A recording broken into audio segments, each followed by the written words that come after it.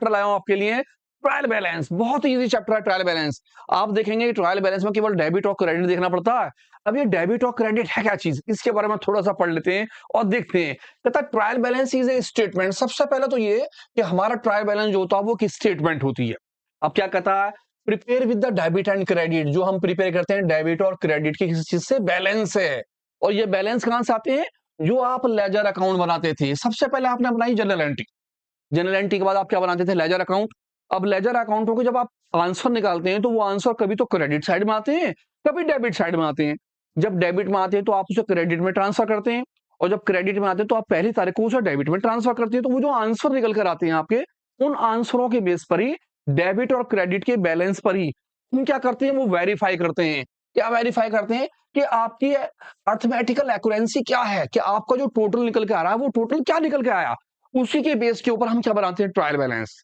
अब trial balance जो होता है, आपने देखते हैं सबसे पहले ट्रायल बैलेंस के अंदर कहता है under the double entry system. जब आप कोई भी अकाउंट्स बनाते हो तो वो डबल एंट्री सिस्टम से करते हो। आपने जनरल एंट्री करी डबल एंट्री सिस्टम से, आपने लेजर अकाउंट बनाया डबल एंट्री सिस्टम से, और उसके जो आंसर निकल गए आप उसके बेस पे क्या करते हो।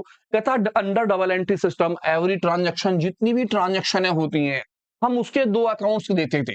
आपका एक अकाउंट जो होता था वो क्या होता था, डेबिट्स, और इसी तरह से आपका जो दूसरा वाला अकाउंट होता था वो क्या होता था, क्रेडिट। और आपने देखा कि इन दोनों अकाउंटों का सम, यानी कि उन दोनों का टोटल जो होता था वो हमेशा क्या होता था, टोटल इक्वल। किसके इक्वल, डेबिट वाली साइड आपकी क्रेडिट वाले टोटल के क्या आती थी, बराबर। जनरल एंट्री आपने करी, आपके सर ने कहा होगा जनरल एंट्री की, जो नीचे दोनों टोटल मारिए। दोनों टोटल क्यों करते थे, ताकि वो दोनों चीजें पता चल जाए वो दोनों इक्वल है नहीं है। आप लेजर अकाउंट बनाते थे, लेजर अकाउंट के अंदर आप बैलेंस निकालते थे, आप डेबिट में से क्रेडिट करके दोनों के बैलेंस बराबर कर लेते थे और आपका आंसर आ जाता था। यानी कि डेबिट वाली साइड को क्रेडिट वाली साइड के इक्वल टू करना पड़ता है। किसके अंदर, किसके अंदर, डबल एंट्री सिस्टम के अंदर। जितनी भी ट्रांजेक्शन करते हैं कहते हैं total debit balance equal to होता है किसके, टोटल क्रेडिट बैलेंस के। अब टोटल बैलेंस जो होता है हमारा डेबिट वाली साइड का, क्रेडिट वाली साइड के क्या आता है, बराबर आता है।